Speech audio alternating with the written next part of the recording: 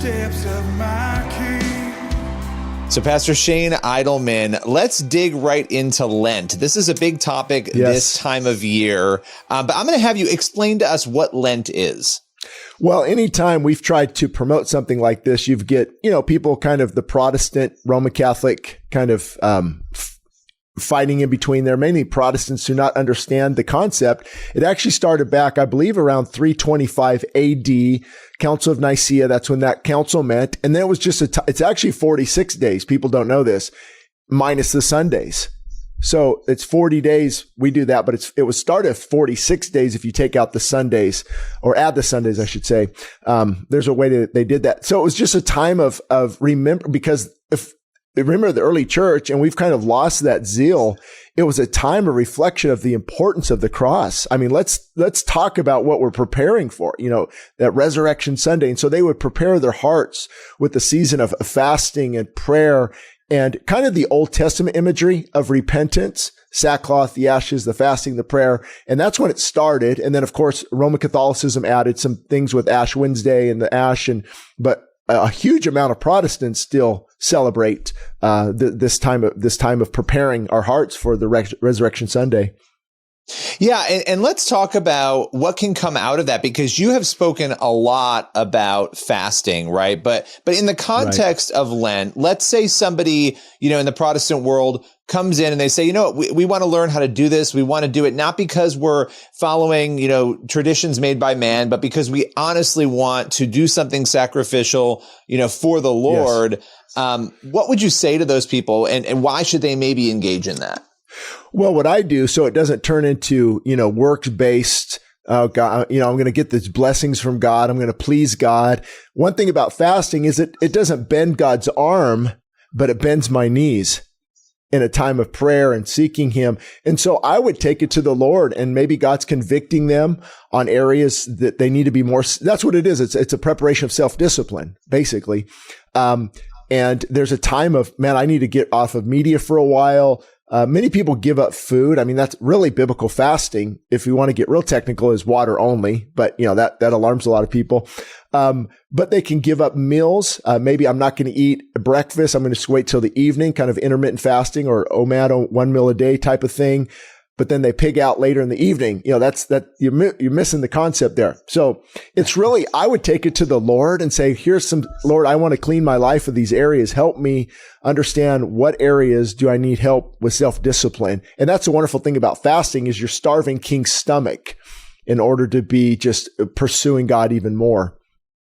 Yeah, no, and that's really interesting, because I was going to ask you, you mentioned biblical fasting, but what are some of the ways that maybe, if somebody were looking for other options for things they could do, and then I want to get more into fasting, what are some ways they could observe Lent?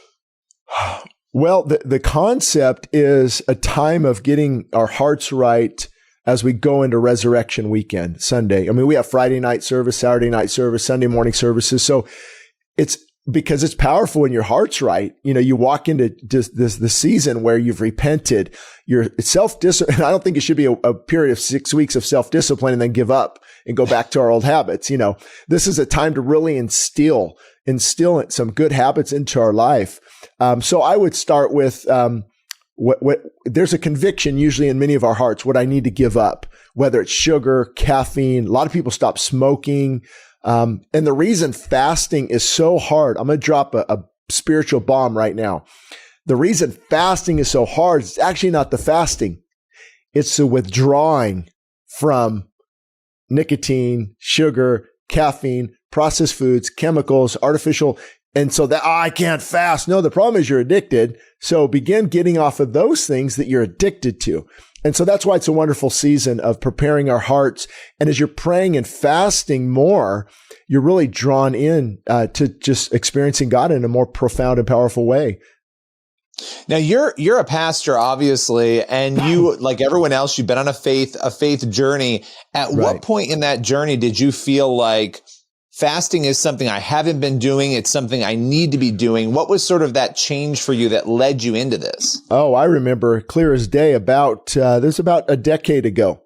And what happened is I was reading all these books I was reading the Bible, and then the fasting kept coming up. Ezra, Nehemiah, David, Esther, of course, Elisha and Jesus and Moses and disciples fasted, and Paul said in much fasting. I'm like, wow, and then I start to read, of course, a lot of Christian biographies of John Wesley, the Methodists, early church, the early church fathers.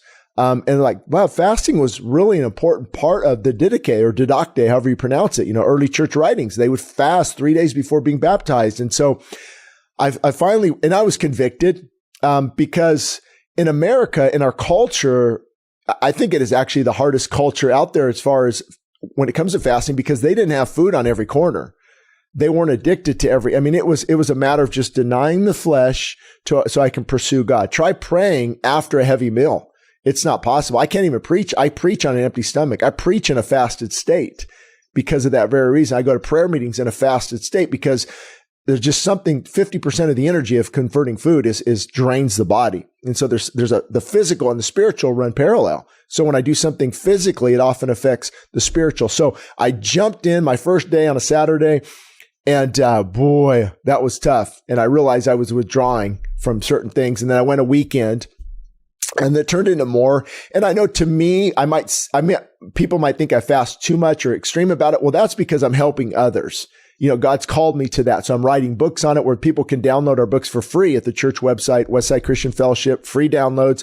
And I just did a 40-day fasting journey that Amazon Prime picked up on their documentaries. And so that's my calling. So I wouldn't put this on other people, but I did a 40-day fast. I do, and I do fasting now and then. It became...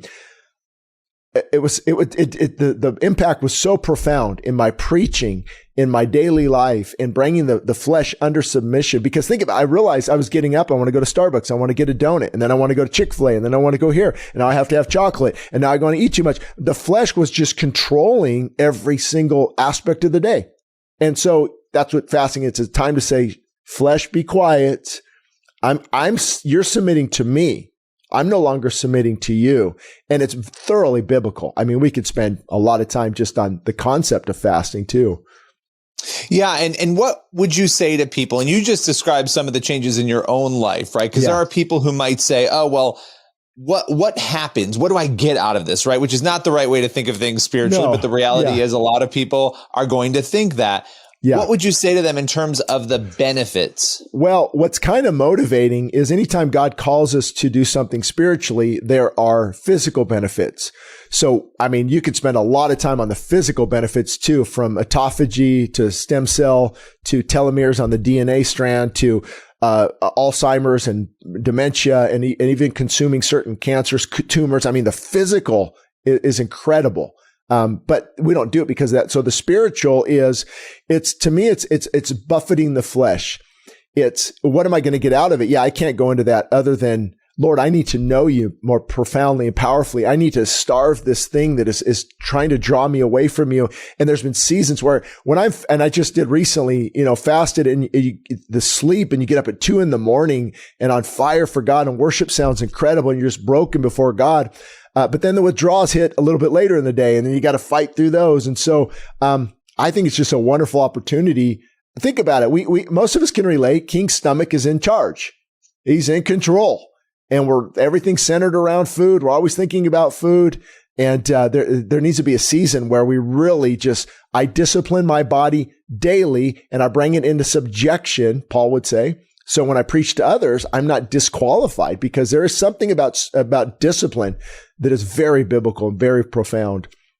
And when it comes to, and this is a whole other podcast or discussion, but when it comes to, physical health too, a lot of us walk around telling everybody, don't smoke, don't overdrink, don't do this, don't do that. And we're severely overweight, right? Like it's like this one area we've accepted culturally as okay in the church too. But yet these other areas aren't, whereas self-discipline would matter in all of those areas, right? Yeah. And even as a pastor, when I've lost, a lot of weight in the past and just you feel better. You're more effective. It's hard to go minister when you have a headache, tight pants, feeling sluggish, no energy. And so I think one of the greatest things going on right now is our healthcare system and the enemy just giving many Christians a certificate of non-operation, like from the DMV. I'm just worn out. I'm too tired. I'm too fatigued. We're addicted to our favorite thing. And it really, but self-discipline then also falls into, I won't get into a lot, but there's that the meat and food and all we're consuming, that animalistic nature is also tied to a lot of, you'll see sexual addiction. They also have food addictions. And so when you starve the flesh, there is, they used to do this for alcoholism too. I've got books on in the early 1900s where they would put alcoholics on a fast for a season and it would really take away that desire. The body resets itself. So yes, the sugar cravings are gone. You're not even hungry anymore after 3 or 4 days of a water fast, but it's not easy. And people also need to be encouraged to fall forward, to get back on track. Sometimes it takes a while, but training the body and disciplining the body is I think just thoroughly biblical.